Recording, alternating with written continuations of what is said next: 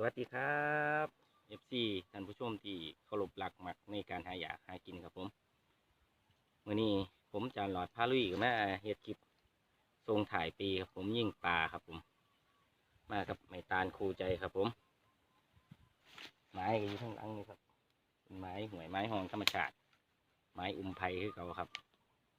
ยังไงก็รอหลุนรอชมมึงเด้อครับว่าสิโศกสิมานบ่ครับลุยกันเลยครับผม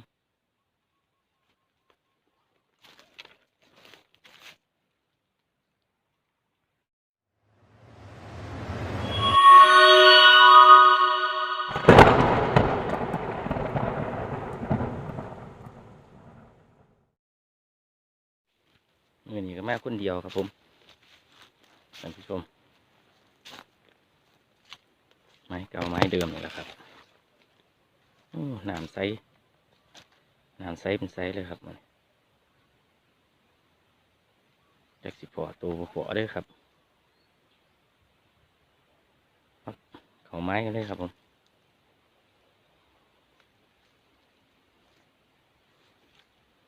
จังหน่อยจังมันนั่งนี่ไปนั่งให้บุดก่อนครับ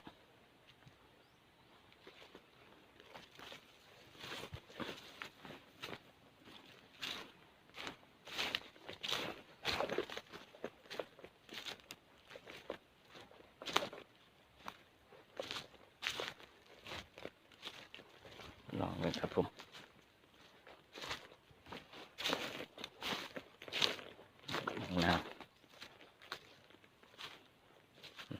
นั่งลองเพิ่งครับ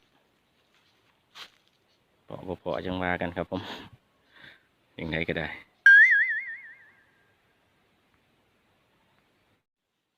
ครับผมท่านผู้ชมใหญ่ไม้ครับมา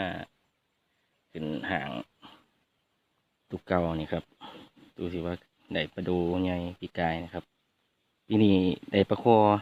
2 ตัวครับอยู่ในมุมนี้ครับได้ปลาคอโล่ขีดยกยิ่งครับไม้ตาลได้1 โลครับปลาคอแต่ว่ามือนี้จักสิเพาะบ่เพาะครับผมอยู่ใต้กะเขาเจ้าเมื่อวานแหครับผมบ่เห็นปลาจักตัวเลยครับมีคนเมื่อวานแหผมก็เลยยับขึ้นมาทั้งเทิงดีครับไม้ที่เคยได้ปลาคอครับผมกะยังบ่เห็นอยู่ครับถึงได้กะรอลุ้นกันไปเบิ่งครับว่าสิเพาะปลายังครับมื้อนี้ครับลุ้นกันต่อไปครับผม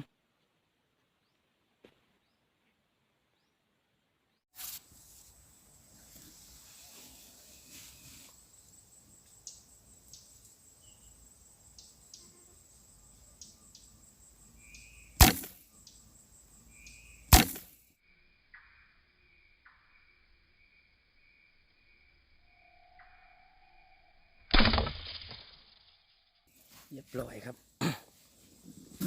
เรียบร้อยครับวันนี้นี่ครับผมเรียบร้อยครับครับ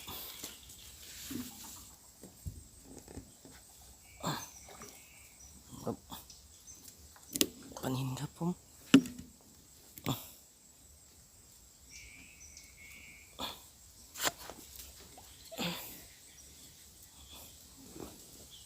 เขาหัวพอดี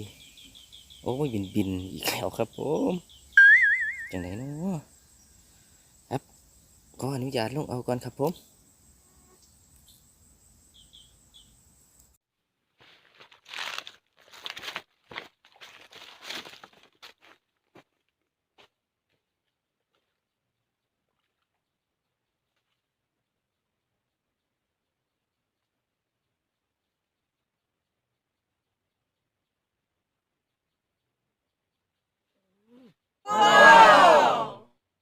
ตัวใหญ่ย่อยครับผมท่านผู้ชมไงครับกับโลครับผมเขาปากตาสอดปากครับผม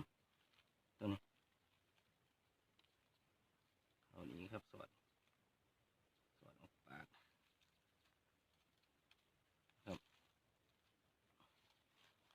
ส่ไงครับเกือบโลครับผมท่านผู้ชมที่ว่าสุดยอดครับผมครับคลิปส่งถ่ายปีครับ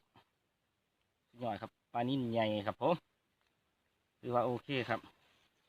ขออนุญาตเก็บครับผมแล้วนี่ว่าสีแห้วครับผมคือว่าโอเคครับ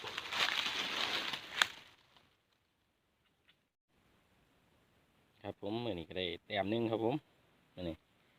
ถือว่าประสบความสำเร็จอยู่ครับใหญ่มากแต่ทั้งลุมเหมือนครับพระเจ้าวานแหเมื่อคืนนี้ขึ้นหางตรงนี้ครับหางที่เคยได้ประคอเมื่อนี้ได้ปลานิ่นครับผมมือนี้คือว่าโอเคครับทำคลิปส่งถ่ายปีครับผมได้ปลานิ่นใหญ่ครับใส่เกือบโลครับผมท่านผู้ชมไม่ตานครับทำงานอีกแล้วครับผมถือว่าประสบความสำเร็จครับผมวันนี้ผมกับสิได้อำลาพาจากพ่อแม่พี่น้องไปคือเก่าเลยเด้อครับสวัสดีปีเก่าตอนรับปีใหม่ครับผม